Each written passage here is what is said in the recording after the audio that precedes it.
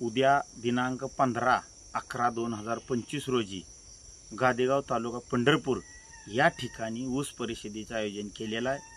तरी या तालुक्यातील या जिल्ह्यातील शेतकऱ्यांनी ऊस उत्पादक शेतकऱ्यांनी हजारोच्या संख्येने उपस्थित राहायचं आहे। जर तुम्ही ताकद दाखवली, मॉब दाखवला तर ही कारखानदार गुडघे टेकतेली आणि आपल्या ऊसाला योग्य तो दर मिळेल।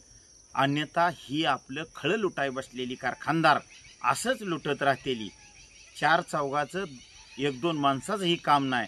जिथं मॉब ज्यादा आहे तिथंच आंदोलनाला न्याय मिळतो। ह्या महाराष्ट्रातील अनेक वेळेला आम्ही बघितलेला आहे। म्हणून पक्ष पार्टी मतभेद विसरून आपण शेतकरी हीच माझी जात म्हणून उद्याच्याला सायंकाळी 5 वाजता गादेगाव येथे हजर राहायचं आहे।